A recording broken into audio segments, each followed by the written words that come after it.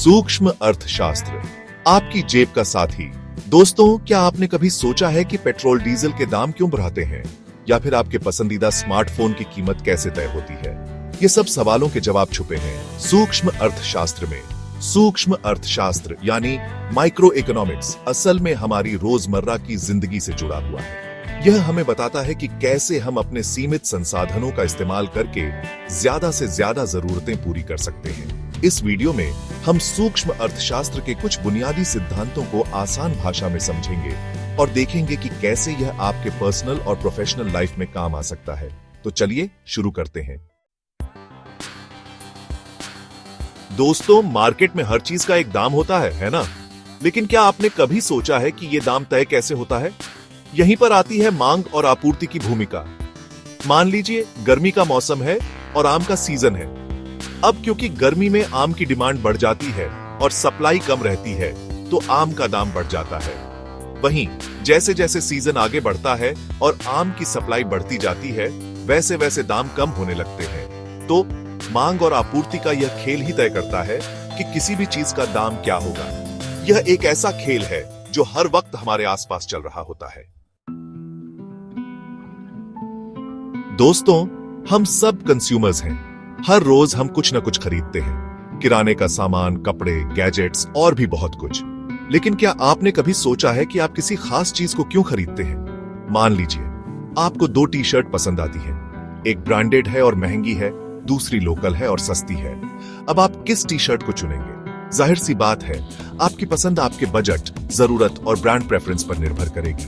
यही है उपभोक्ता व्यवहार यानी कंज्यूमर बिहेवियर।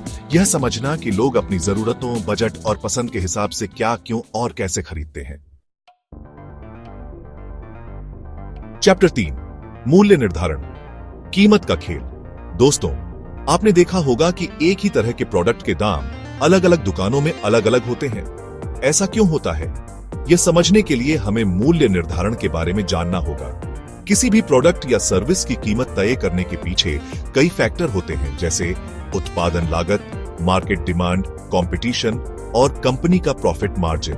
मान लीजिए आप एक नया स्मार्टफोन लॉन्च कर रहे हैं। अब आपको यह तय करना होगा कि आप अपने इस फोन की कीमत क्या रखेंगे। अगर आप बहुत ज्यादा कीमत रखते हैं, तो हो सकता है कि लोग आपके कॉम्पिटिटर से फोन खरीदना पसंद करें। वहीं अगर आप बहुत कम कीमत रखते हैं, तो हो सकता है कि आपको नुकसान हो जाए। चैप्टर 4, बाजार संरचना, कौन किस पर भारी। दोस्तों, मार्केट में अलग अलग तरह के खिलाड़ी होते हैं। कोई अकेला राजा होता है, तो कोई बहुत सारे छोटे छोटे खिलाड़ियों के साथ खेलता है। यही है बाजार संरचना यानी मार्केट स्ट्रक्चर। उदाहरण के लिए अगर हम बात करें मोबाइल नेटवर्क की, तो भारत में कुछ ही बड़ी कंपनियां हैं, जैसे जियो, एयरटेल, वी। यह एक ओलिगोपोली का उदाहरण है, जहां कुछ ही बड़े खिलाड़ी मार्केट में अपना दबदबा रखते हैं।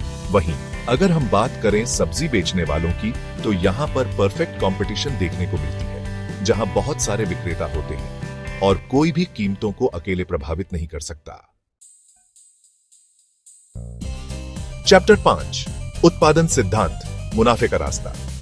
दोस्तों, हर बिजनेस का मकसद होता है मुनाफा कमाना, लेकिन सवाल यह है कि कम से कम लागत में ज्यादा से ज्यादा उत्पादन कैसे किया जाए। यहीं पर काम आता है उत्पादन सिद्धांत यानी थ्योरी ऑफ प्रोडक्शन। यह सिद्धांत हमें बताता है कि कैसे अलग अलग संसाधनों, जैसे कच्चा माल, मशीनरी और मानव संसाधन का इस्तेमाल करके उत्पादन को बढ़ाया जा सकता है। मान लीजिए आप एक कार फैक्ट्री चलाते हैं। अब आपकी कोशिश यह रहेगी कि आप कम से कम कच्चे माल, मशीनरी और वर्कर्स का इस्तेमाल करके ज्यादा से ज्यादा गाड़ियां बना सकें, ताकि आपका मुनाफा बढ़ सके। सूत्रों, सूक्ष्म अर्थशास्त्र, समझें, आगे बढ़ें। तो दोस्तों, उम्मीद है कि अब आप समझ गए होंगे कि सूक्ष्म अर्थशास्त्र हमारे जीवन का कितना अहम हिस्सा है। यह सिर्फ एक विषय नहीं है, बल्कि एक ऐसा नजरिया है जो हमें बेहतर फैसले लेने में मदद करता है। अगर आप एक उपभोक्ता हैं, तो सूक्ष्म अर्थशास्त्र आपको यह समझने में मदद करेगा कि आप अपने पैसे का सही इस्तेमाल कैसे करें। वहीं अगर आप एक बिजनेसमैन हैं, तो यह आपको यह समझने में मदद करेगा कि आप अपने बिजनेस को कैसे आगे बढ़ाएं। तो आइए हम सब मिलकर सूक्ष्म अर्थशास्त्र को अपनी जिंदगी का हिस्सा बनाएं और एक बेहतर और समृद्ध भविष्य का निर्माण करें।